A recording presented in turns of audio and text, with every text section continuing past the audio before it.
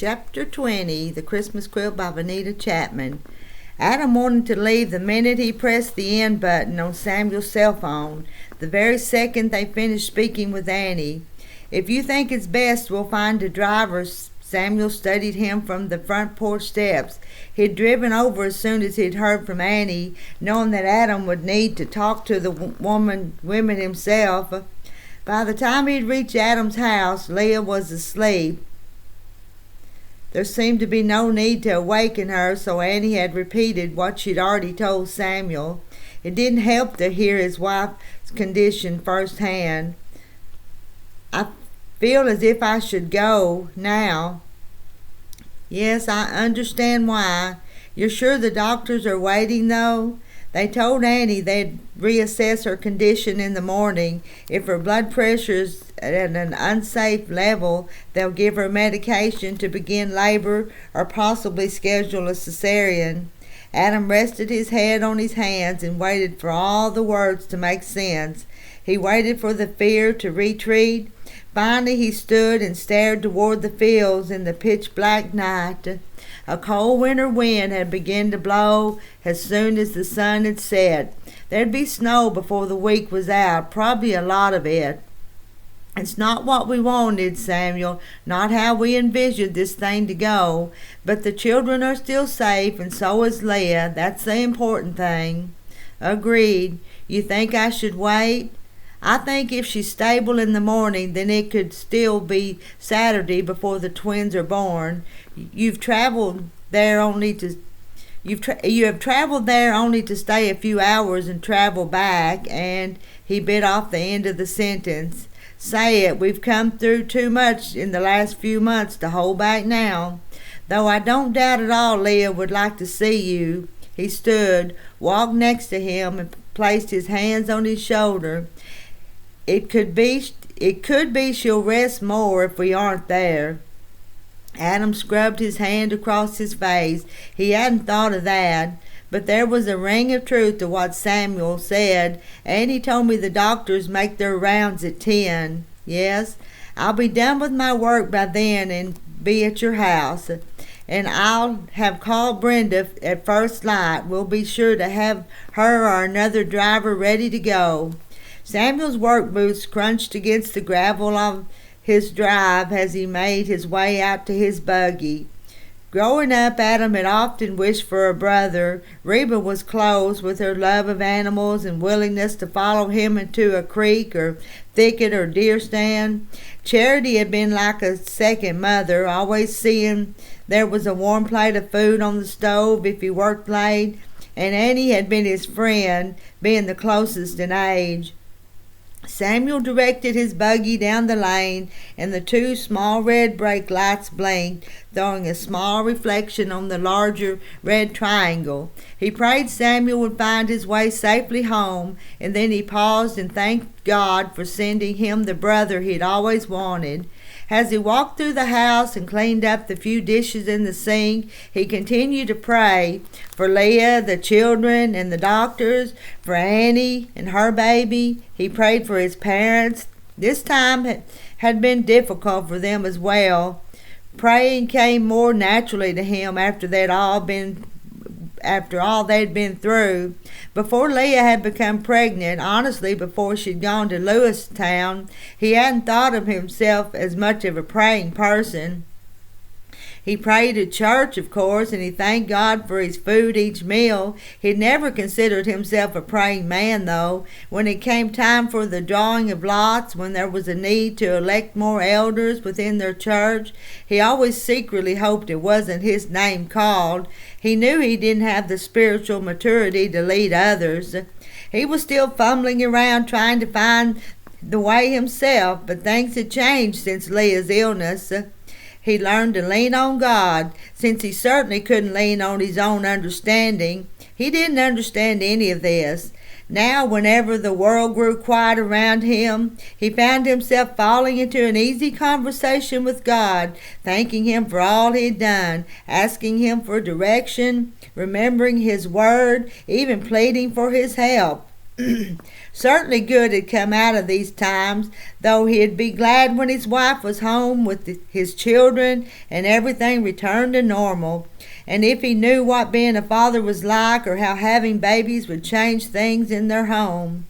What was normal for a family of 4? As he pulled off his work clothes and set the battery-operated clock to go off an hour early, to go off long before the morning light would touch the edge of his fields, he prayed he would learn what that kind of normal was. Give me the chance, Lord. Give me one more day together, and then one more day after that. And with words of blessing for his family on his lips, he fell into a deep sleep. Leah felt disorientated when she first woke. She'd become accustomed to the hospital room, but why was the IV back in her arm, and the fetal monitor around her stomach, and Annie sitting in the chair, quilting by the small lamp? The memories of the last few hours came back to her in a rush, causing her heart to race and sweat to pop out across her brow. "You're okay." Annie was at her side in seconds. "You and the Boplin are fine. Here, take a sip of the water." Leah allowed the coolness of the drink to settle her nervousness. She pulled in 2, then 3 deep breaths, and noticed when Annie's gaze moved from the heartbeat monitor back to her, a smile tugging at the corners of her lips. "Are we good in here?" Foster stuck his head in through the door, light from the hallway spilling across the room. "Yeah, I believe she was a little confused when she woke, is all." Foster's eyebrows arched. They looked comical, contrasted against his extremely short haircut. Leah knew he wouldn't leave until she confirmed she was fine. "I feel better, thank ye." "All right then, push your button if you need anything. I'm on for another 30 minutes. Leah remembered most of what had happened since her head had begun to ache, but she was relieved when Annie pulled her chair closer and recounted the evening's event anyway. Her fear had made some of the events loom larger than others. Hearing Annie describe Nurse Baxter, who was quite somber, and Dr. Rees, who had been concerned, but not overly so, helped to settle her mind and heart. "The babies are fine. Yes, I see their Yes, you can see the heartbeats yourself. The 2 lines on the display to the right of yours." Leah watched them for a while. Turning back to Annie, she was surprised to see her quilting again. "So late?" she teased. "It's better than the English television." Annie shook her head, cap strings flapping against the chair. "I didn't want to leave, and I wasn't ready to sleep myself. I hope the light isn't that what woke you."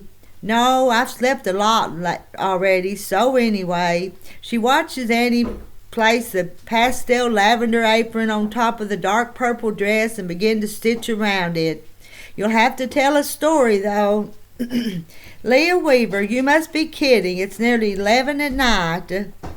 "Never too late for a story. Now let's see. We've covered love, joy, peace, patience, and Annie's needle paused in mid-air. "You just thought of one. You thought of a story about a girl that has to do with kindness." "Perhaps I did." Annie resumed her sewing. "I believe the babies will be fine, Leah." "And so do I." They stared at one another across the bed, across the quilt, across the space of 4 or 5 feet, which was actually no space at all. "So tell me the story." Leah took another sip from the cup of water, then placed both hands on her stomach.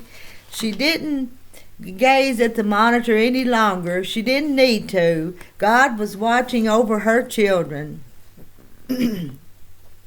"When I first left Mifflin County, when I went to live with my auntie, I stayed in her house to finish my homeschooling. You know, Amish children only learn through the 8th grade, and English children learn through 12th. I needed to pass the high school equivalency exam to take classes at the local college.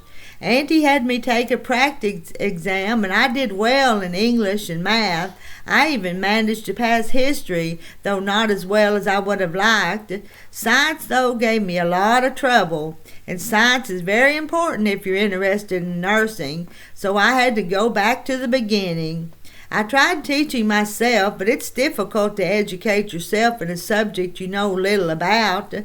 Finally, Auntie found me a tutor, a science teacher from the local high school. She was a single mom. I never learned what happened to her husband, but she had 2 children. The older girl's name was Haley, and the younger girl's name was Sophia.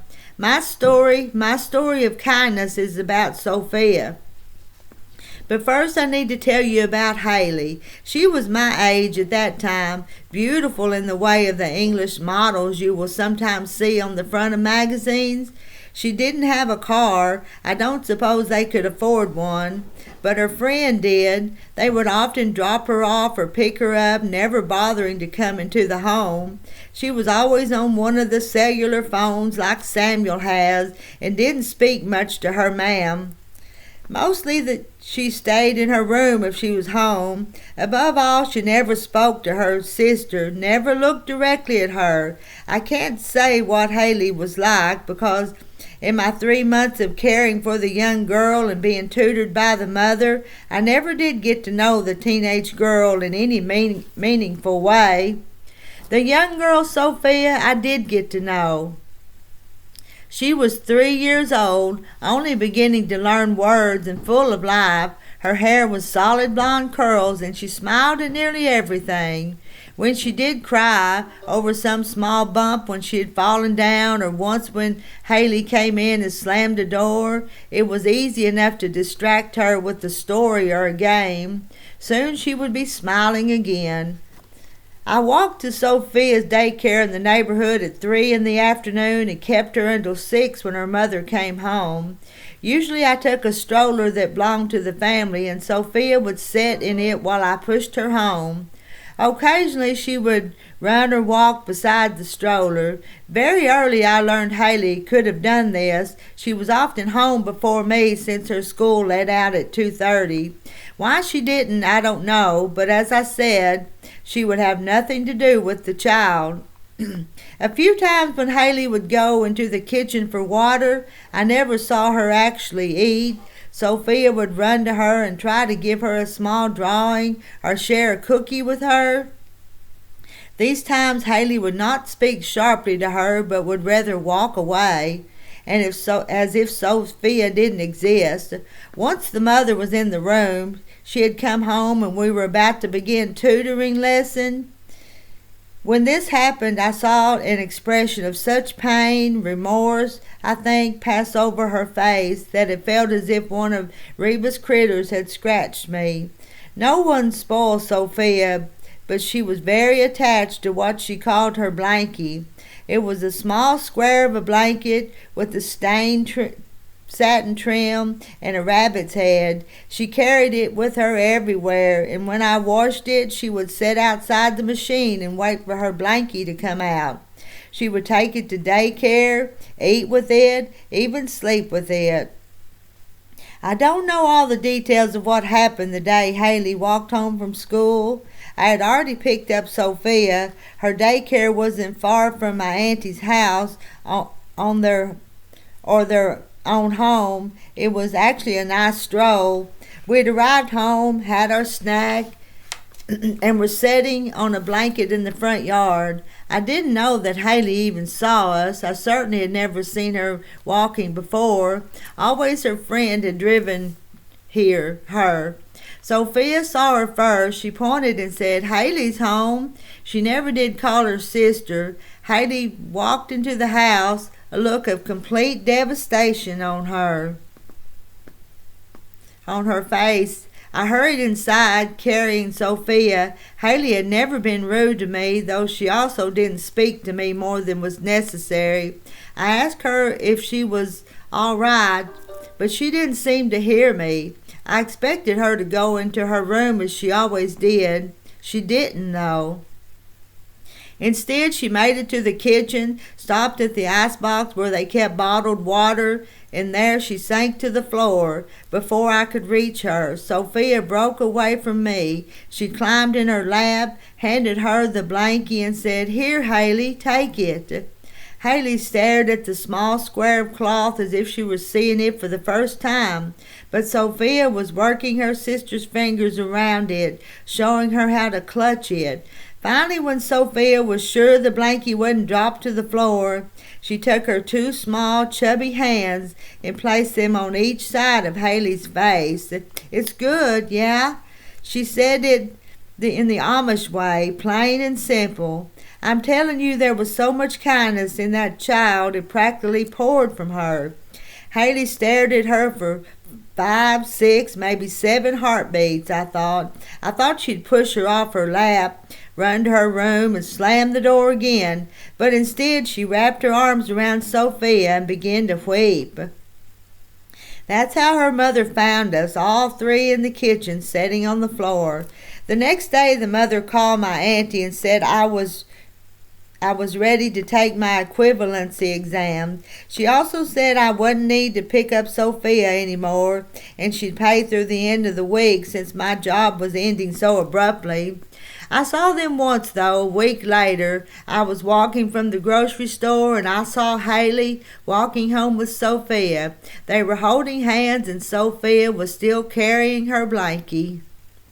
"What happened?" Leah asked. She could practically see the 2 girls and the younger Annie. "What caused it? People don't change easily, especially teenagers, whether they're Amish or English. It's a stubborn age." True. Auntie learned through some neighbors that there had been a car wreck at lunch that day.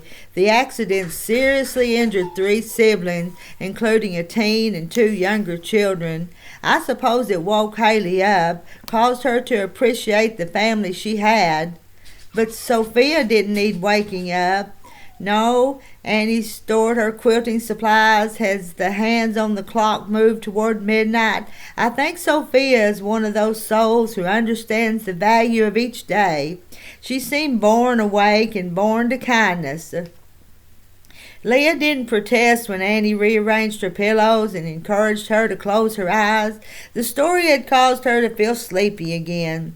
As Annie turned off her lamp, leaving a mere sliver of light from the bathroom, Leah wondered if her mind would dwell on the tragedy in the story, or the 3 who had been injured. Had they recovered, or had they died? She never heard her own ma'am say when a young person died in their own community. She had heard her own ma'am say when a young person died in their own community. Her life was complete. Her parents and her faith had taught her to view death not as a tragedy, but as a passing to something better, something glorious. So her mind passed over that part of the story and focused instead on Sophia. As she fell into a restless slumber, her subconsciousness did what it was good at, combined pieces of her day together. So Sophia was wearing the purple dress that Annie had been sewing, and Annie was wearing the lavender apron. When Sophia and her sister were walking through a field and Sophia dropped her blanket, it seemed fitting that Dr. Kamal stooped, picked it up, and handed it to them. In his soft, melodic voice, he blessed both girls. "May his goodness and grace be with you both for now and evermore." And with those words still echoing in her heart, Leah walked to the dawn's light shining through her hospital window on the day her children would be born. The end of chapter 20.